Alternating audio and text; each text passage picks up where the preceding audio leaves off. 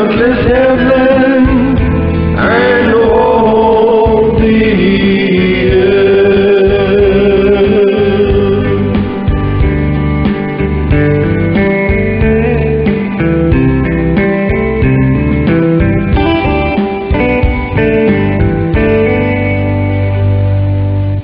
Welcome to our teaching in video number 19, which is entitled The Bride of Solomon.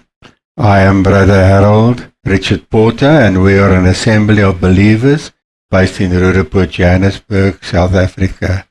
Please note, I am specifically reading these teachings so that students can later download a written copy of this video further down on this page in PDF large print for cell phones to enable further examination and reflection. The full series of my teachings are available on my Facebook homepage if you are a subscriber, and also you can find it now on YouTube, and you can follow the links if you load down the PDF file.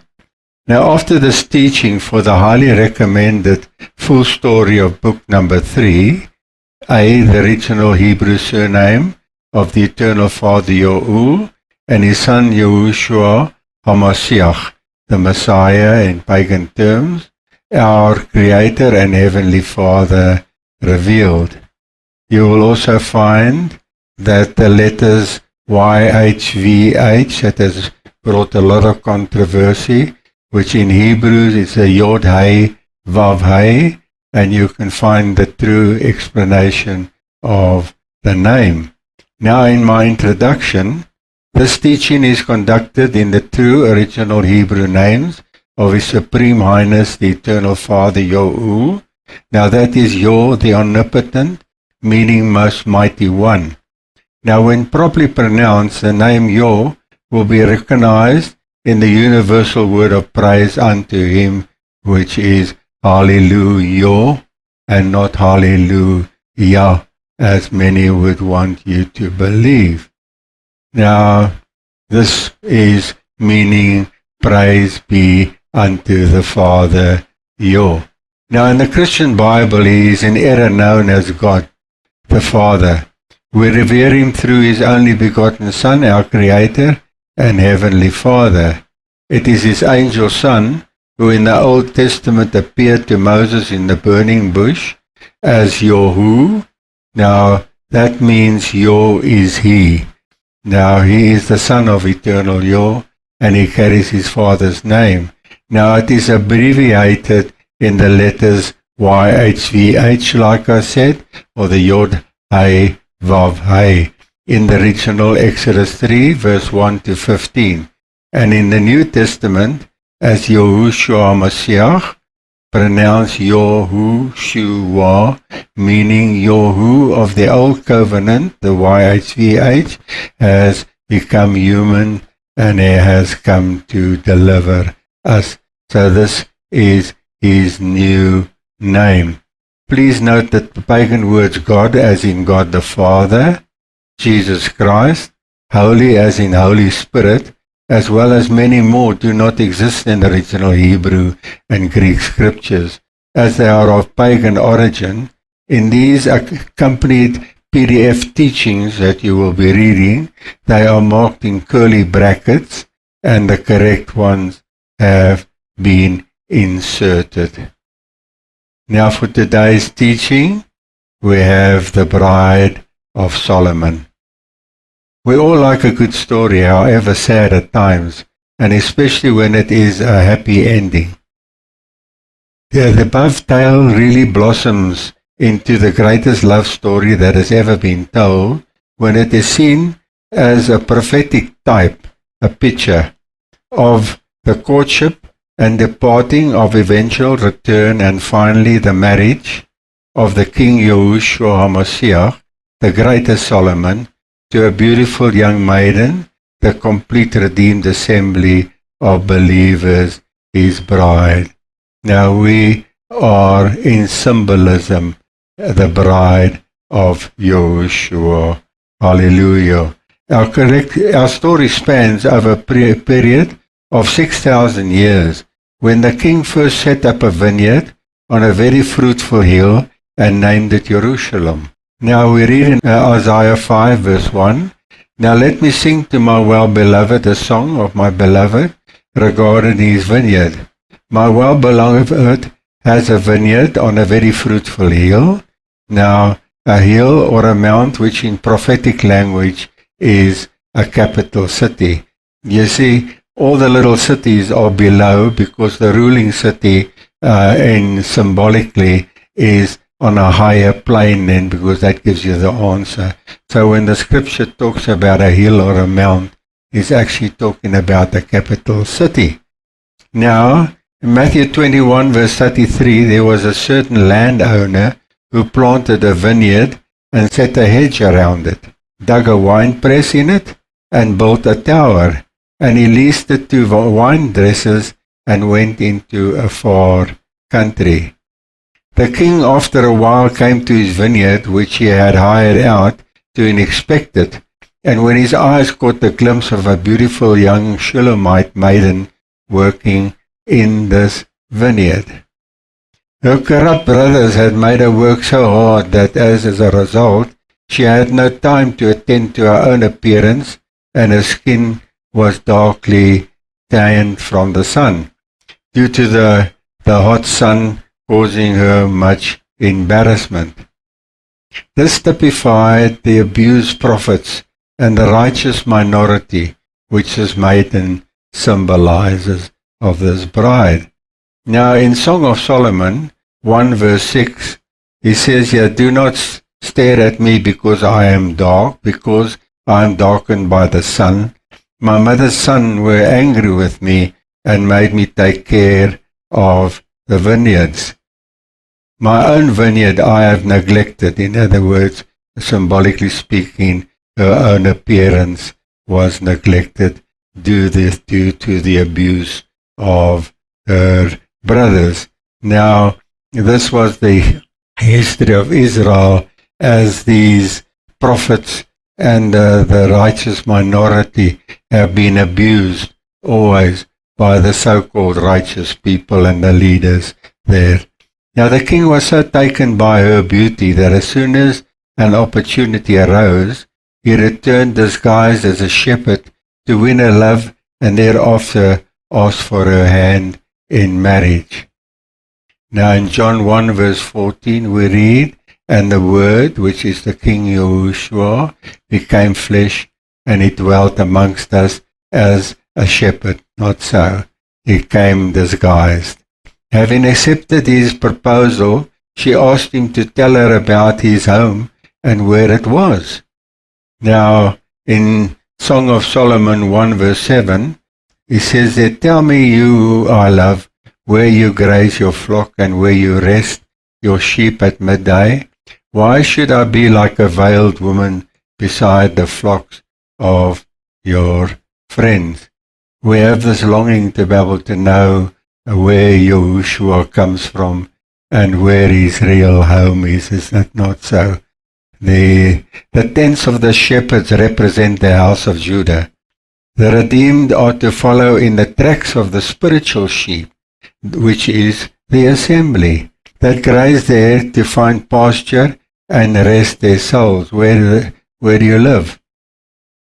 In Song of Solomon 1 verse 8, If you do not know, most beautiful of women, he answers, follow the tracks of the sheep and graze your goats by the tents of the shepherds, which are his disciples. He answered her. These disciples came to be able to preach the good word to you and me, and we, the spiritual sheep, are to follow in the tracks of these shepherds. Hallelujah. The commission had gone out to make disciples of all nations. Hallelujah. I must go away to settle unfinished business, he told her, but when I am done I will return to fetch you and take you to my home, which is heaven, of course, which is the most beautiful garden you've ever seen. There you will be my bride, so that where I am, you may also. Please wait for me. Now in John 14 verse 2, Messiah's own words were, I go to prepare a place for you. And if I go to prepare a place for you, I will come again, and I will receive you to myself, that where I am, that you may be also. This is his promise to you and me, the bride of Yahushua. Now after a long absence, she had become restless and went out to look for him. Her friends asked her in Song of Solomon 6 verse 1, Where is your lover gone, most beautiful woman? Which way did your lover turn? Now she answers them in 6 verse 2, My lover has gone down to his garden in the beds of spices to browse in the garden and to gather lilies, she answered. Now this is all poetical words of saying that he's gone to prepare a place that the eye has not seen and the mind cannot see. This is all poetry that over here. She speaks in desperation in Song of Solomon 5 verse 6. I opened for my lover, but my lover had left, he is gone on the ascension of Yahushua. My heart sank at his departure. I looked for him, but did not find him. I called for him, and he did not answer. Many times you and me feel so down, and as we go through our insecurities and in our trials in this life, which is a part of our being human, we cry out afterwards, and it feels many times as if our prayers are not answered. But Yahushua has set a time for you and me. Now he says, the watchmen ill-treated me. These were the people that were supposed to look after the welfare of the children of Israel. In Song of Solomon 5 verse 7, the watchmen found me as they made their rounds in the cities. They beat me, they bruised me, they took away my cloak, those watchmen of the walls. O daughters of Jerusalem, I charge you, if you find my lover, will you tell him, I am faint with love for him. We sit and pray daily as the hardships of this life. These people were put in charge to be able to preach you and me the word, and the word has been corrupted to such people. And they murdered the prophets. They put them into burning tar. They chucked them into pits of dung, excrement, and such to humiliate and to break these people, because the people told them, everybody is doing it, but we are not the same. And this is our motto too. If everybody is doing it, it doesn't mean that it's right. Hallelujah. His servants sent were violently rejected. In Matthew 23 verse 34 we read, Therefore indeed I sent to you the prophets, wise men and scribes. Some of them you will kill and impale, and some of them you will scourge in your synagogues and persecute from city to city. This is what has been done to the righteous little bride of Yahushua, the minority that would follow him. That on you may come all the righteous blood shed on the earth, from the blood of righteous Abel to the blood of Zechariah, the son of Berechiah, whom you murdered between the temple and the altar. These people have been a bunch of murderers. Surely I say to you, all these things will come upon this generation. O Jerusalem, Jerusalem, one who kills the prophets, and stone those who are sent unto her. How often I wanted to gather your children together as a hen gathers her chickens under her wings, but you were not willing. See, your house is left to you desolate. Messiah will come with flaming fire at the end of time. Upon these roads, their houses will be left desolate. Now they ridiculed her. In Song of Solomon 5 verse 9, how is your beloved better than others? When you come and tell people you've got the wrong belief, you come and believe in things, Constantine's belief that has become the norm over here, and they look at you as if you're mad, and you tell them that they're wrong and that you're right. This is, how is your beloved better than others? How is your church better than mine? Most beautiful of women, how is your beloved better than others that you charge us so? Our reply to them is the same as hers. No man can replace him, she replied. Hallelujah. In Acts 4 verse 12, nor is there salvation in any other, for there is no other name under heaven given amongst men by which we must be saved. Now in 5 verse 10, my lover is radiant and ruddy, outstanding amongst 10,000. To me, she replied. Then came the great news of his coming. In Song of Solomon 2 verse 8, listen, my lover, look, here comes the leaping across the mountains, bounding over the hills. How great was her astonishment when she saw who he really was. Now in 3 verse 6, who is this coming from the desert like a column of smoke, perfumed with myrrh and incense, made from the spices of the merchants? To her great surprise, it is the greater Solomon and his carriage, which is Yahushua. Hallelujah. We have waited so long for Yahushua, but in the time of the resurrection, to our surprise, we're going to look upon ourselves as this little lowly maiden and feel, gee, we're flesh and blood. When we see the wonderful splendor and the entourage of Yahushua coming with all these angels and the trumpet blasting, we're going to feel, but we're not worthy to be able to. We got to know you as Yahushua, in your human form, sitting with your disciples and breaking bread with them. But look, when you come in all your wonderful splendor, we will feel so unworthy. It says in Song of Solomon 3 verse 7, look at his Solomon's carriage, escorted by 60 warriors, the noblest of Israel,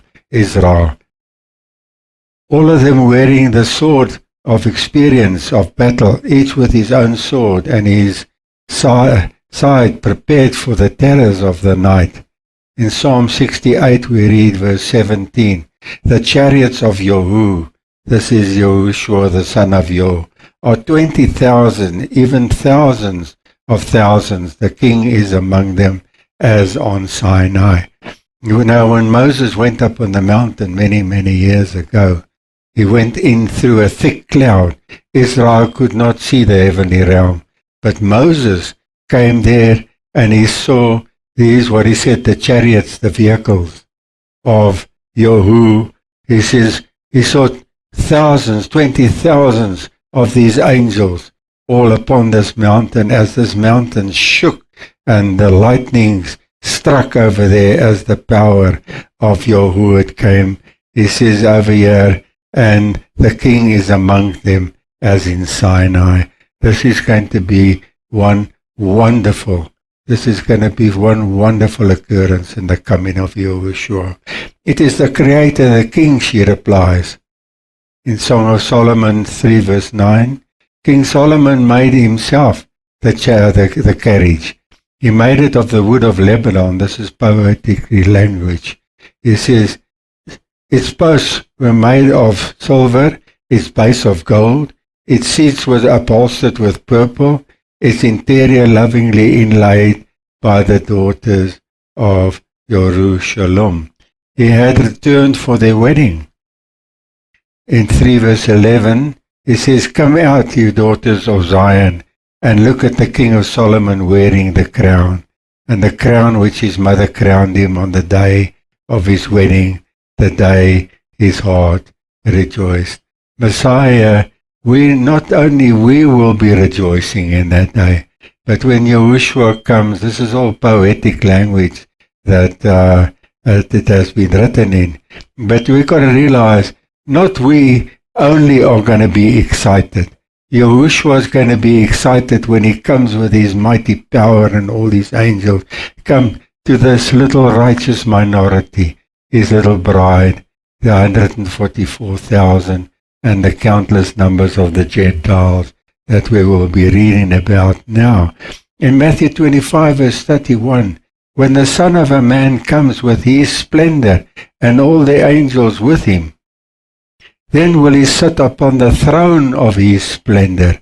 And when the king will say to those on his right hand, his bride to be, Come, you blessed of my Father, inherit the realm prepared for you from the foundation of this world. Isn't this beautiful? I cannot go with you. I am not worthy, she cries. You are the king and I am a lowly maid. This is how we'll feel. In 2 verse 10, my lover spoke and said to me, arise, my darling, my beautiful one, and come with me. Yahushua has looked to us as the redeemed through different eyes. Hallelujah. In 4 verse 7, all beautiful are you, my darling, there is no flaw in you, poetically speaking. He in turn reassures her of his unwavering devotion. We have been devoted to Yahushua, this little righteous few that have come all the time. But at the same time, he has been devoted to us. He said, I go away to prepare a place for you, that where I may be, that you may be too. In Song of Solomon 4 verse 9, you have stolen my heart, my sister. Now this is what I've been saying. This whole thing, your belief goes about the heart. If your attitude is not right, you can forget it. You have stolen my heart, my sister, my bride. You have stolen my heart with one glance of your eyes, with one jewel of your necklace.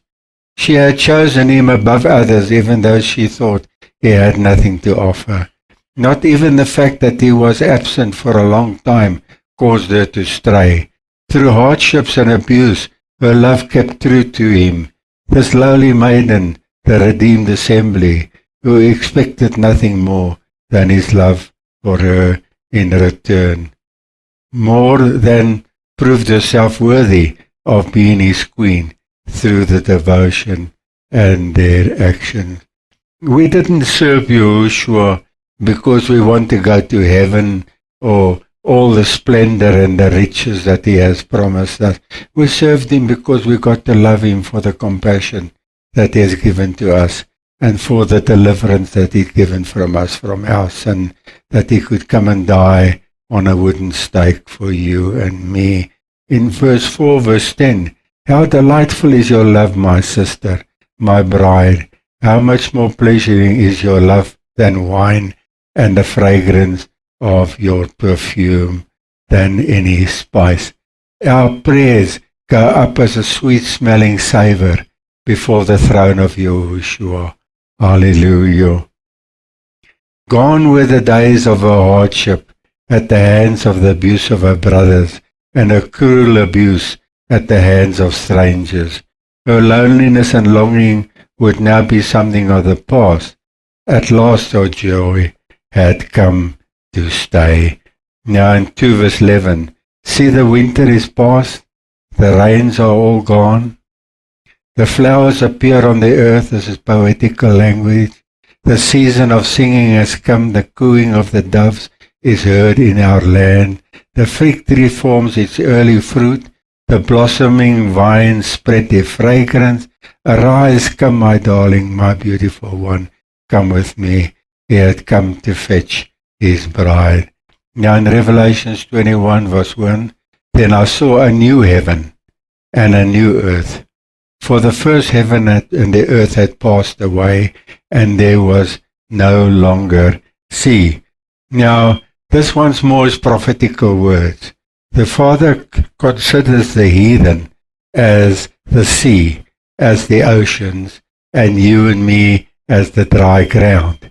Now in Genesis, right in the beginning, he says over there that when he receded the oceans, and the oceans came together, the dry land appeared. Now out of the oceans of the heathen, out of the oceans of the sinners, the dry land, his children, we are the earth, we are the growth, we are the substance of Yahushua. That's why he says there that there are no more Gentiles, and that they all passed away, and only the dry land would stay. And I saw the great city, the New Jerusalem, coming down out of heaven from the Almighty, prepared as a bride, beautifully dressed for her husband. This is prophetically speaking. The New Jerusalem is a city of people, namely the redeemed. And I heard a loud voice from heaven, from the throne, saying, Now the dwelling of the Almighty is with men, and he will live with them, and they will be his people, and he will be with them, and be their king. He will wipe away the tears from your eyes, the many years of sorrows, the hardship, the illnesses, and these things that we have gone through. That day, the joy of our new revived bodies that he'll bring to you and me, that golden daybreak that will take place at that time there will now have come, and he will wipe away all the tears and the sorrow. There will be no more death or mourning or crying in pain, for the old order of things had passed away. He who was seated on the throne said, the greatest Solomon, I am making everything new. Then he said, Write down, for these words are trustworthy and true. And he said to me, It is done. I am the Alpha and the Omega, the beginning and the end. And to him who is worthy will I give to drink without cost from the spring of water of life. He who overcomes will I inherit all this, and I will be his king, in other words, our husband, and he will be my son, the son body of people, his bride. Finally, in conclusion, we read in Psalm 45, verse 9, And at his right hand stands the queen in gold from Ophir, the queen, the righteous assembly, his bride, that is. Listen, O daughter, consider and incline your ear. Forget your own people also, and your father's house. So the king will greatly desire your beauty. This is the beauty of righteousness that we would have attained. Because he is your husband, follow him. And the daughter of Tyre will come with a gift. The rich among the people will seek your favor. The royal daughter is all beautiful within her palace. Her clothing is woven with gold, the symbol of righteousness. She shall, which is the 144,000, be brought to the king in robes of many colors. Now, Israel, like we know, have got all their different house colors. Judah is the color of blue. We will be brought in our house colors. The virgins, her companions, which are the countless numbers of the Gentiles that have been washed in the blood also, who follow her, shall be brought to you. In the robes of many colors represent those who have come out of the 12 spiritual tribes on this earth, which are the redeemed. Now with gladness and rejoicing they shall be brought, and they shall enter the king's palace to rule and to reign with him forever. Now once again in closing, being an atheist, a Buddhist, a Jehovah's Witness, a Christian following Jesus Christ, a Catholic, and so the list goes on, is only a temporary condition or a matter of choice until the coming of Yahushua, where the true husband comes, and that every knee shall bow of those in heaven and earth and those before the throne of Messiah. We read in Philippians 2 verse 10. Now you can stay as you are for those that are seeing this message for the rest of your life, and you can go lost, or you can become the bride of Yahushua, and you will be eternally grateful. Now on the day of Pentecost, 3,000 people's lives were renewed when they repented and they were baptized in the true name of Yahushua. We've got to realize that a bride carries the groom's name. And if you do not carry the name of Yahushua, you are not your bride. Hallelujah. The Father bless this message to your hearts. Hallelujah. For his word that we love and the name that we bear, we will lift up our hearts and sing. Neath his banner we'll stand as we walk through this land. Through the ages his praise will